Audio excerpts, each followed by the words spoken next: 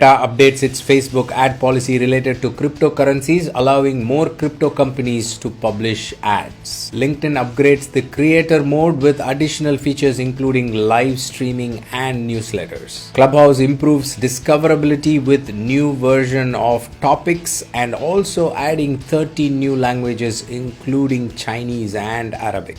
All this and much more coming up in this week's edition of the Connected Church News. Welcome, I am Nachi Lazarus and this is a show that brings you the top 5 digital and social media news each week in just 5 minutes. Let's get started. Last week, YouTube released details about the top videos and creators in 2021 from across the globe.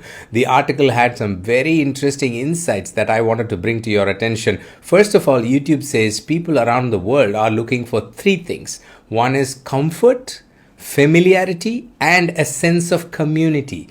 All of it are directly related to nonprofits and ministries, which is the space that you and me are operating in. So I thought it was very interesting how people want this from YouTube, which is one of the largest social media channels.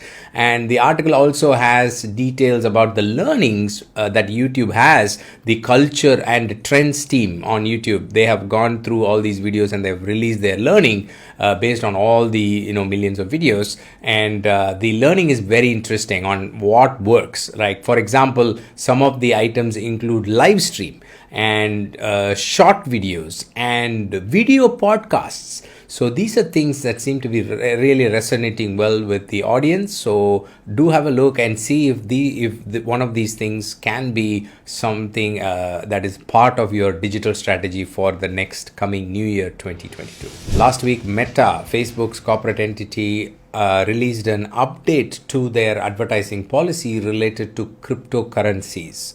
Earlier, they had a ban on cryptocurrency related ads, and it was too restrictive to have any advertisement on their apps like Facebook, Instagram, or WhatsApp related to cryptocurrencies. But now the advertisement says that they are making it easier to run ads about cryptocurrency on their platform by expanding the number of regulatory licenses that they accept. The number has gone up from 3 to 27. So 27 different regulatory licenses are now accepted on Facebook advertising platforms. LinkedIn has announced that they are starting to roll out new features for creator mode. Creator mode is something that you can turn on inside your LinkedIn profile. So it gets some additional features, plus it shows you as a creator, someone who wants to share something with the followers. So once you turn on creator mode, you will see a follow button where people, instead of connecting with you, can actually follow you, which could be quite useful in many cases, especially as a leader of a nonprofit or ministry. You might want to consider doing that. But the new features that they have announced include live streaming. So if you have not had live stream facility on LinkedIn, for which you had to apply and all that so far, now you will start getting it if you have the creator mode turned on. They are starting to roll that out as an additional feature. And you will also get a newsletter facility, which could be very handy because every time you publish a newsletter, people who have subscribed to that newsletter will get a notification, they'll get an email. And so there's really a chance of you reaching your audience on LinkedIn using these additional features. They're also improving the discoverability overall. Last week, Google released details about Project Starline, which they describe as a high fidelity telepresence system.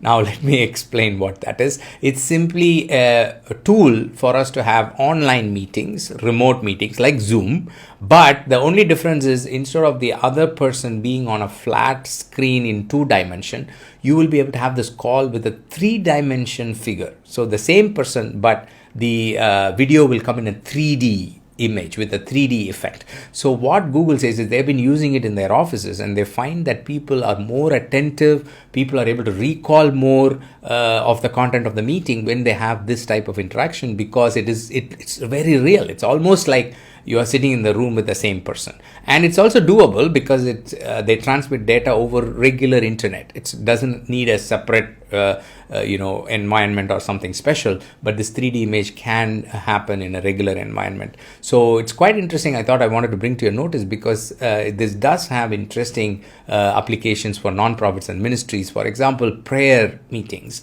and counseling sessions can be much more meaningful if people are able to recall more, they're able to connect with the person on the other side in a much more meaningful and also much more realistic way.